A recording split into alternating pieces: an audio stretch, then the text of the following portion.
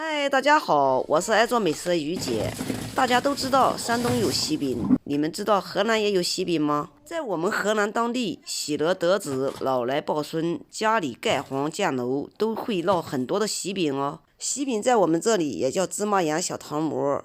我在老家农村盖了2间的小房子，准备养老回去住的。刚好今天结顶，就烙了一点点喜饼，等一会儿分给大家吃，表示祝贺一下。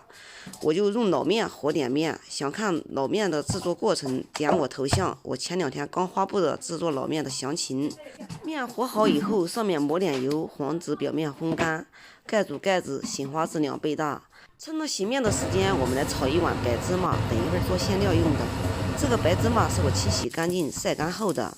我喜欢买回来的芝麻一次性全部都给它洗干净，然后趁着大太阳给它晒干，随用随取比较方便。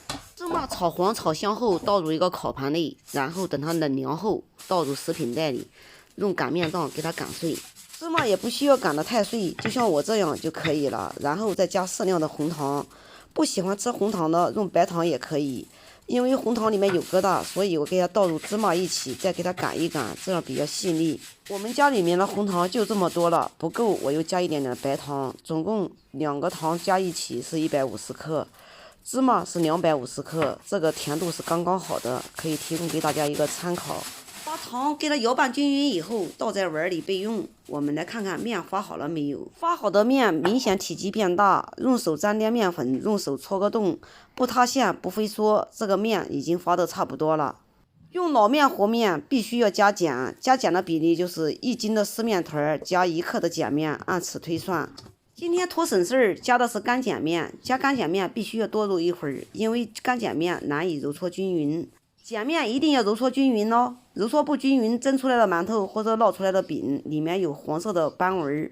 经过10几分钟的揉搓，碱面已经揉搓均匀，把它分割一小部分下来，然后把另外的给它用保鲜膜包住，黄纸表面烘干，把这一小部分给它搓成长条，分成大小均匀的小剂子，每个小剂子在50-60克左右，大小根据你自己的喜好来定。然后把每个小剂子按你喜欢的方式把它揉成馒头状。全部都揉完以后，从第1个小剂子开始拿，把它按扁，然后呢，把我们芝麻糖馅放一勺，给它按包包子的方式给它包好，然后再给它按扁，我们一个小饼生坯就做好了。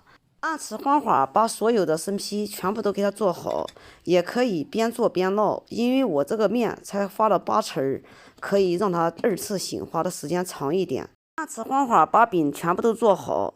做好以后，上面盖上保鲜膜，防止表面烘干。我们下面开始来烙饼。电饼铛插上电源，锅热以后摆入我们包好的小饼，然后盖住盖子，烙个1至2分钟，然后来给它翻个面，再给它烙上2分钟。我们来回的翻面，来回的烙，烙熟了以后就给它出锅。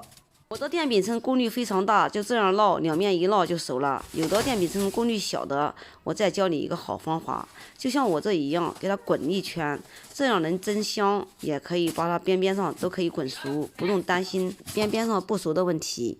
好了，我们的饼按此方法全部都给它烙熟了，现在把它倒在案子上，赶紧打包下箱，等一会儿还得等到用呢。今天的视频就给大家分享到这里吧，我是于姐。如果你喜欢我的视频，请不要忘记关注我哟！感谢您的观看，我们下期再见啦！